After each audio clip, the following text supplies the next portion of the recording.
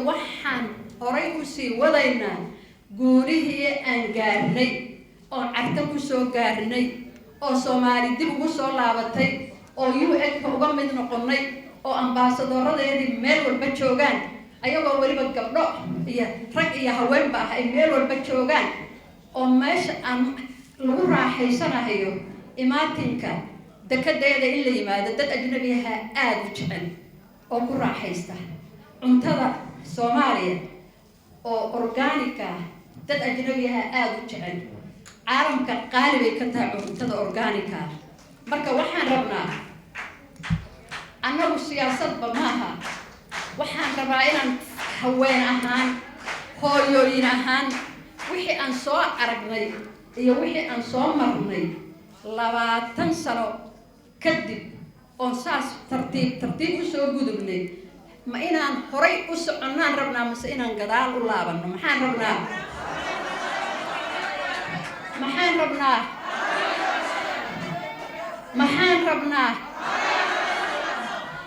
horay inaan u soconaan rabnaa dawlad micno lahaan rabnaa madaxweyne siday Fawziya shiri waxaan ku raacsanahay gabdho badan ay ka hadleen annagu waxaan rabnay qof iyo cod wixii aan rabno qof iyo cod bay ahayd waa la gaari waayay waxaa dib loogu soo laabtay waxaa la yiri bal 20 sano kadib haddaad dhagaysataan waraysi BBC-du madaxweyne Cabdiqaasim iyo aniga iyo 2 qof oo ahayd dadkii carta ayna warsatay afarteedba waxaan ku gunaanadnay doorasho qof iyo cod ahaan rabnaa afarteedba qof ka bedelay qalahayn nasiib daro taayadii ma noqon nasiib daro hase yeeshee midda ay noqotay ilaahay bay ku xiran tahay awoodiisa annaga actionkeega iyo saan u falqaadnay nagu xiran tahay annagay nagu xiran tahay warmoyna nagu xirnay annagay nagu xiran tahay haddii dibna loo celiyo wallaahaanaan soo laabanayn wallaahi waxaan ilaahay ku magaciisa wallaahi billaahi tallaahi inaanan ninna ka ogolaanayn dagaalkaan ogaa wallaahaanaan qof ka ogolaanayn dib inna loo celiyo wallaahaanaan dib ka ogolaanayn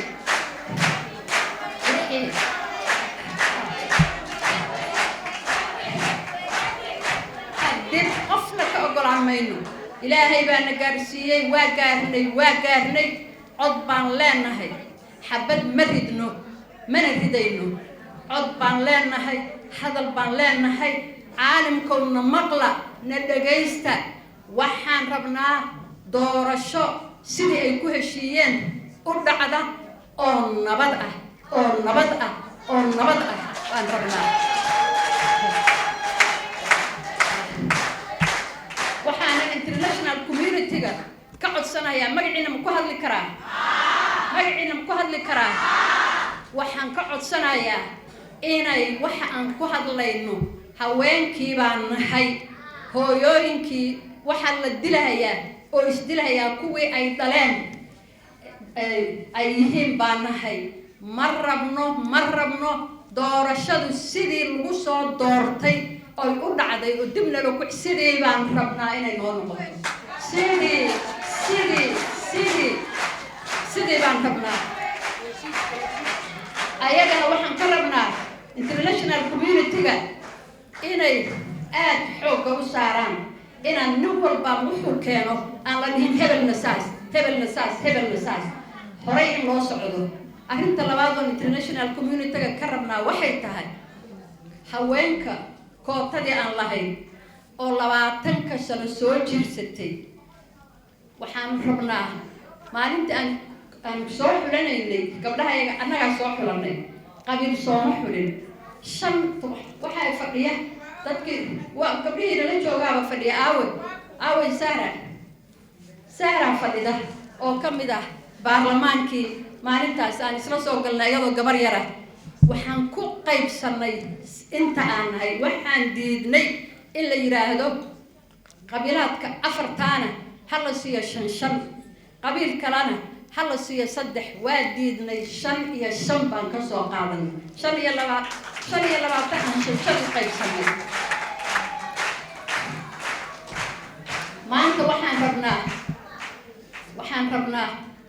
waxaan u baahannahay awal waxaan rabnay tiro 25 haween Soomaaliyeed marna baarlamaan soo ma gelin maanta waxaan rabnaa tayo iyo tiro labadaba waa rabnaa tayo iyo tiro rabnaa gabdho Soomaaliyeed oo tayo leh iyo gabdho Soomaaliyeed oo tiro kootadeedii 30 haddaan wax nalo kugu dareyn oo aan qof gacan furan alla noo keenin hadduu wax noogu darayana waa uga hambaliyeyna haddii kalena kuwi kama ogol inuu naga dhimo 30 keegii qof nagama ogolin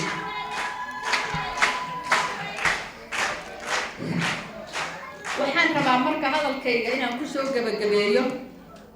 hadaayayta waxaan maqlahay oo aad runtii qalbigayga iga taabtay heesihii carta markaan joognay la qaadi jiray calool nibireed ka soo celisay Ismaaciil Cumar Geelle caan noqo waa heesihii carta waxaan rabaa anoo codkiina ku hadlahay inaan cod dheer ku iraahdo madaxweyne Ismaaciil Cumar Geelle adiga iyo marwadaadaba waa idin jecelnahay waxaad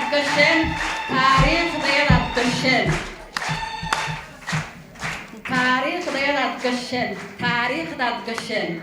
haddaad imataanna jannad firdows Allah idin geeyo haddaad nooshihiinna ilaahay rabbiga caza wa jalla kor ha idinka dhigo taariikhdayadaad gasheen annagoo ka hadlayna carta iyo sidii dawladnimo Soomaaliyeed dib ugu soo noqotay qofkii aan xusin Jabuuti iyo Ismaaciil Cumar Geelle runba ma sheegin wax been uu sheegay ma sheegin marka waxaan rabaa inaan ku soo gabagabeeyo waxay sheegaan haweenku waxay sheegaan oo markaan yaryarayn lagu maahmaahi jiray ma aanan fahmi jirin laakiin maanta waa gartaa baadiyaha waxaa la isugu salaami jiraa liira nabad miyaa baa ugu horeysa waxaan ku daray